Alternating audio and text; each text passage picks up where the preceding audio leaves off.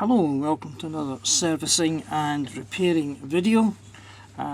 This time I'm going to have a look at the Albert Hall, part of the Hall class, model number R759 with the tender model R760 and running number 4983. Nice little locomotive, nice and clean, but when I bought it from eBay, the whole right hand side drive mechanism has been missing, so obviously I'll have to get a new set of drive gear.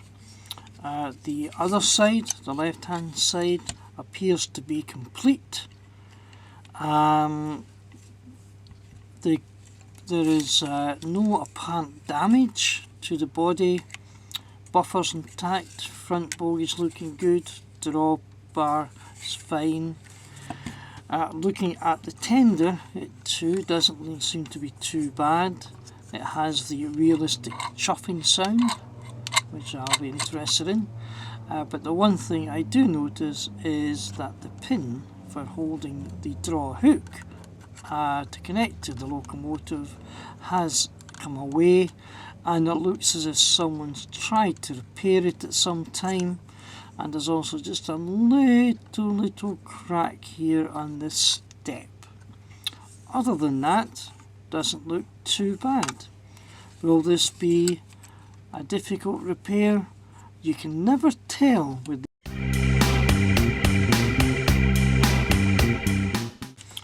these things are held together by one screw at the back.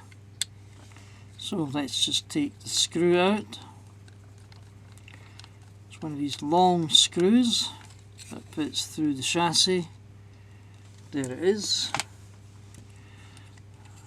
and that should help us remove there. Oh, that's miss. Oh, there's a screw missing from the motor. Okay, I wonder was that on line inside? Don't see it. Okay. Right, well, let's take these bits here out. This is the drawbar. Screw at the back with the little collar. That's good. Front pony. A wider diameter head. Coming up. And again, it's got a collar, so they look alright. Put the pony in there. Right, so that screw is missing. I wonder. Well, I think in fairness I shall put a screw in and see what happens there. Right, from my little box of screws, I've got a screw here. Let's fit that in there.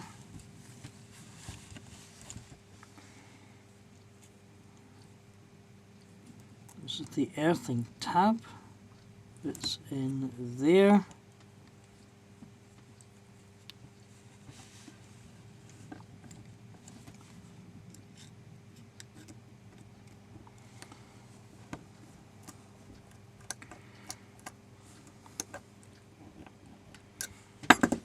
Seems okay. Brushes don't look too bad. Obviously I'll be servicing the motor in any case. I noticed the fibre washers are missing that go round the axle ends here and here. Yeah. Someone's had a right go at this at some point. Anyway, also because the coin rods will cause a bit of a problem, I'm really going to remove this coin rod so that I'll just keep the driving wheels free, and that will give me a good idea. Now be careful if you're ever removing these, because this is a long screw with the collar on it, and the reason for that is that in between the two sets is you have a spacer washer, and you don't want to lose that, because it means going back onto eBay and trying to find them. Okay, so there we have that. Let's have a wee look and see if anything happens at this time.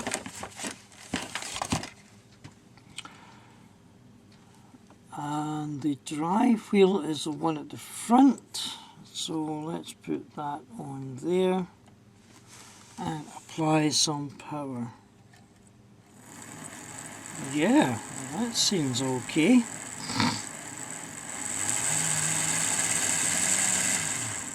And the other way.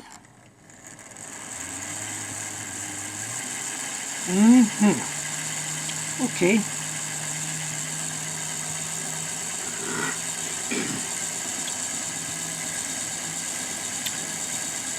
Now, I'm looking at the brushes. There's a little bit of sparking, which is not normal. This suggests the heads are maybe not too bad. And nice and free there. Okay. I think we can say that that is working well. Okay, let's take that off. I'm concerned that the fibre washers are missing because that's your oil reservoir that allows it to keep lubricated while it's running. So in that case, I'm going to replace the motor anyway. Okay, I'll just bring the camera in a touch, see if we can get a wee bit closer here. I've now got a motor. It's been reconditioned, it's got new heads on it, it's been lubricated in the fibre washers. I've checked the armature for reading, and there's a nice little insulating length here. So this is a good motor, I know it runs well. So I'm going to replace this motor and put it into here.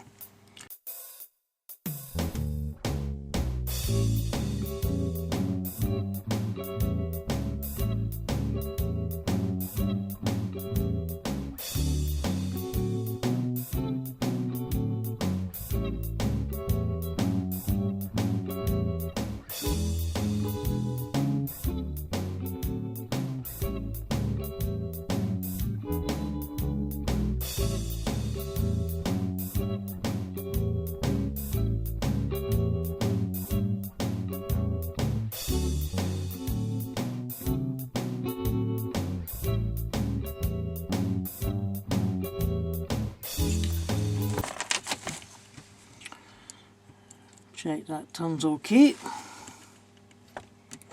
Put on here, power connected, and there we go. There we go.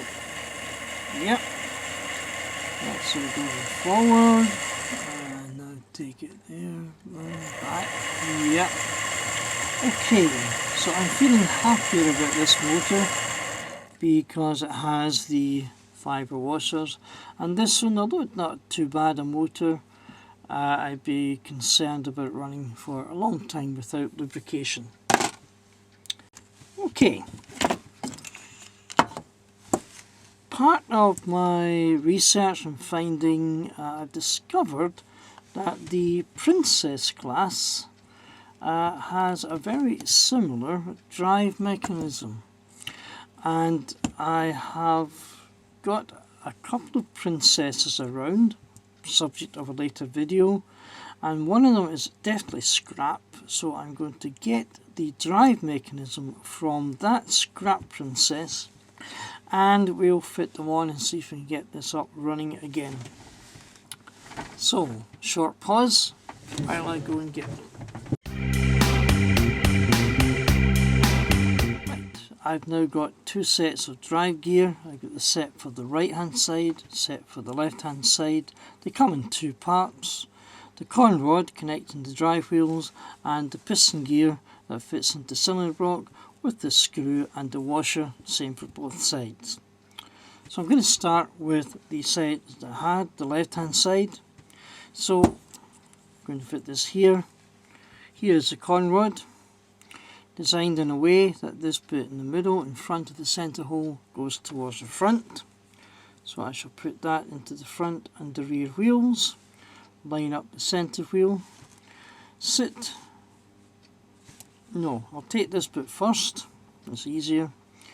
This here has to fit into the cylinder block. The bracket fits over these supporting pins, and that slides on there, and we should be able to maneuver that pin into the cylinder block.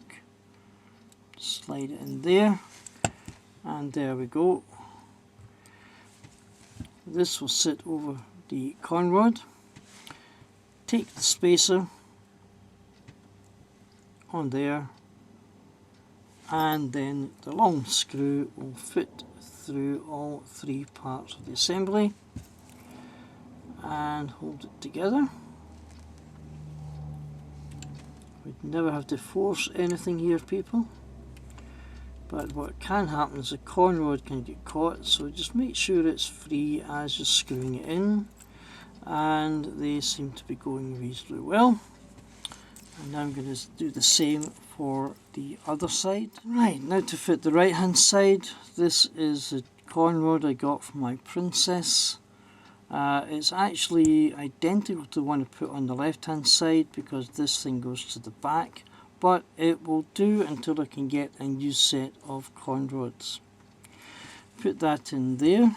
Now to fit the piston drive, slide it over there.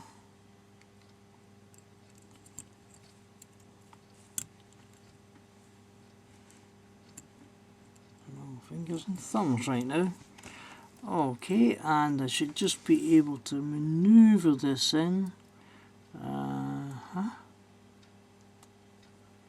can't get the camera in close enough to see what I'm doing, but that should just drop in to the receptor.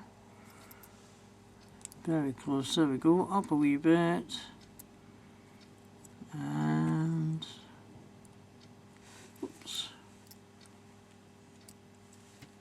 nearly there. It's like it doesn't want to go. There we go. That's it in there. Just refit the con rod.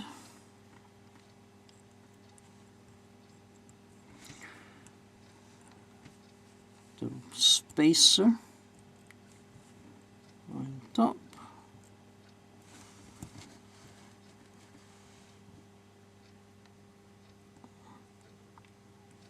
And the long screw. Down it goes. Make sure it doesn't catch the con rod. Yeah, that's exactly what's done. I noticed that this wheel that I'm working into has been repainted, and I think some of the paint has bobbled, causing a bit of an obstruction. There we go.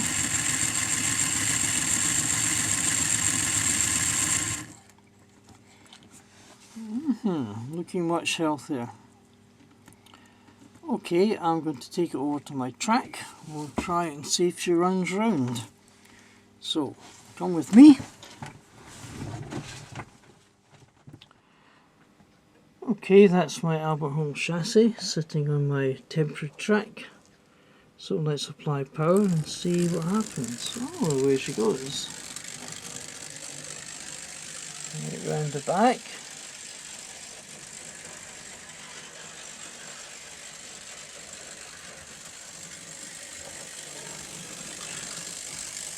Not the fastest dog on track, but she runs. I can apply full power. That's at full power, not really, not too bad at all. I'll try and control the power as she comes round the back here, along the top edge. There we go, just try to wind it down, see what happens. It's just slowing up a wee bit. I'm worried about catching some of the points at the back. That's when it usually happens, isn't it? That's no power, and she's coming along nicely. Let's get a view close up. Smile, you're on camera. Oops. There she go. There we go. Right, okay.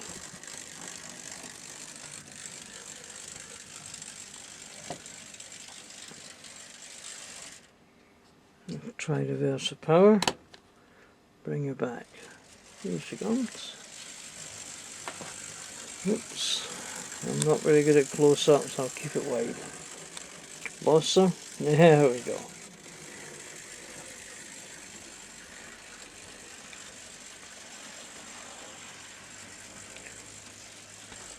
That's definitely running nicely.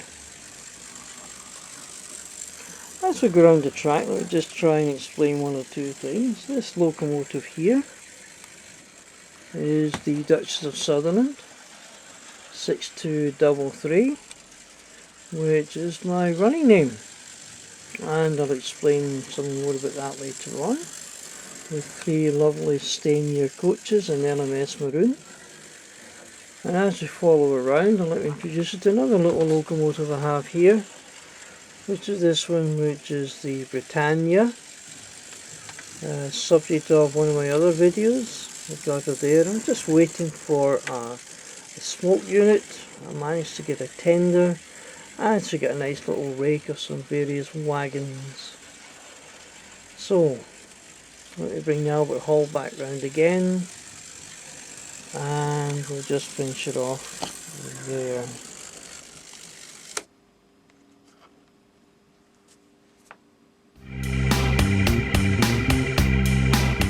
Okay, here we go. The chassis fits into the body through a little rug at the front. It drops down, don't feel any resistance anywhere, and this screw fits in at the back and should match with a hole in the chassis. Sits in perfectly, because you have to be careful that none of the cables or the wires inside snag.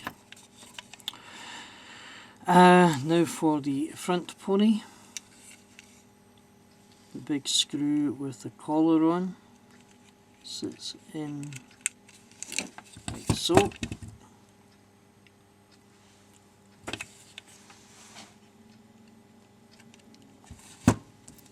And the collar allows you to tighten the screw but leave the pony free to swivel. The drawbar sits in a way that the L shape points up the way, and the screw again with the collar to allow free movement.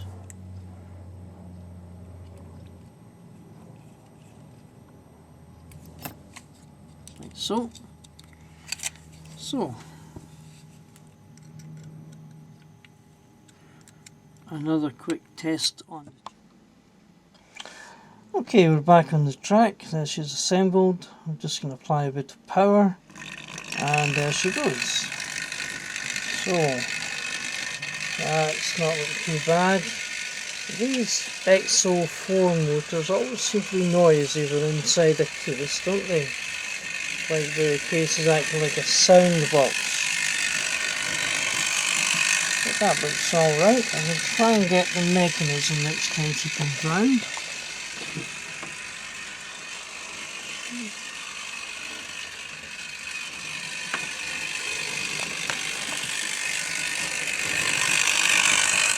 That looks free enough. Let's just bring it into reverse. Not much wrong with that.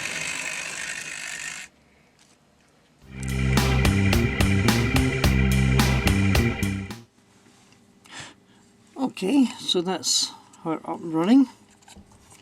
Now going to tackle the problem of this tender. This pin is broken, and it means it's not going to hook on very well, so I'm going to have a little look at the tender. Single screw in the middle separates the tender body from the chassis. Take out the sound box with a chopping sound, and here is the pin with, or that's a hook with a pin stuck inside. I wonder if that comes out easily. Well, it has been stuck in. Certainly not free to move very well. Oh, that doesn't move. Wonder if that's why it broke off. Okay, that's not very good. Where are we? Here we go. Yeah, something's a good go at gluing this before.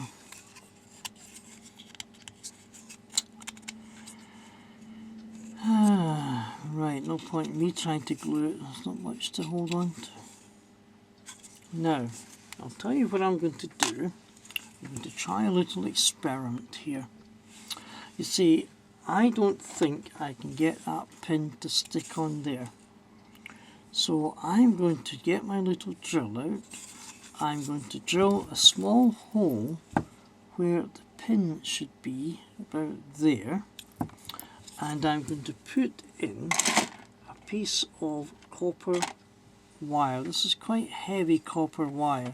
It's actually 1.5 millimeters in diameter, but at that length it becomes quite stiff. I know copper's quite soft, but it's quite stiff. And my theory is if I can take this and get it stuck into there, then it will act like a pin, and the hook will then be free to travel. Here goes for the operation.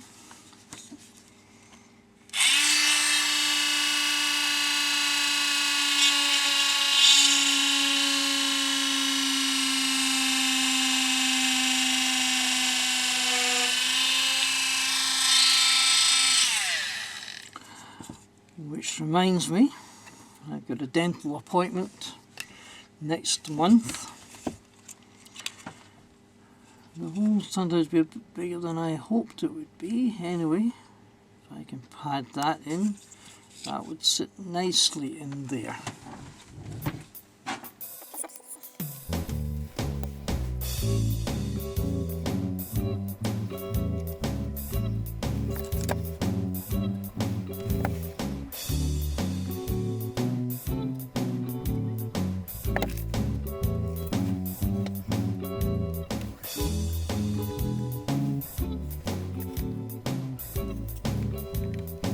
Okay, I've left this overnight and it's settled well. The hook sits on there quite free, so I'm now going to reassemble my tender. Here's the sound box for the chuffing noise, the realistic chuffing sound, as it was once advertised as.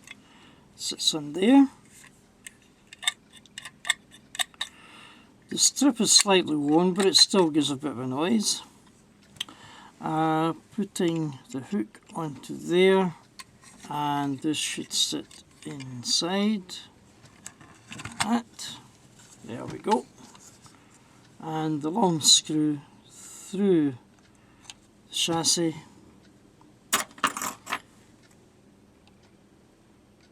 And that should catch nicely in there. And there we go.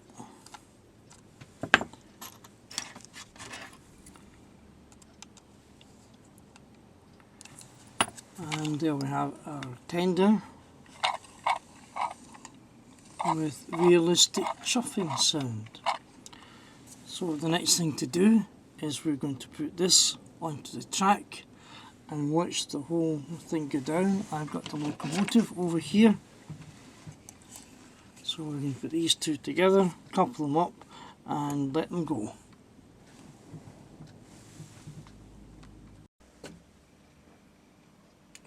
Well, there she is, the Albert Hall and the tender hooked up together. Let's apply a little power and see as she goes. There she goes.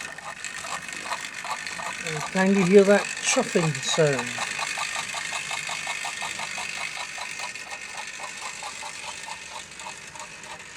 And the back.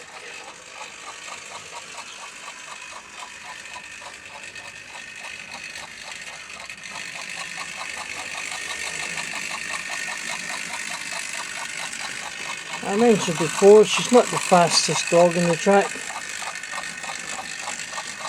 I wonder if a new magnet would help.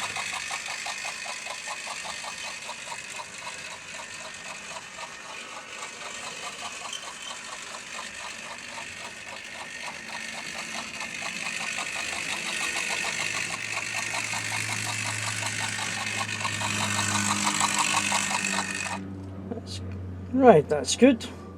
That's her already. I don't think I've anything else to do except just tidy up and then get it ready for eBay.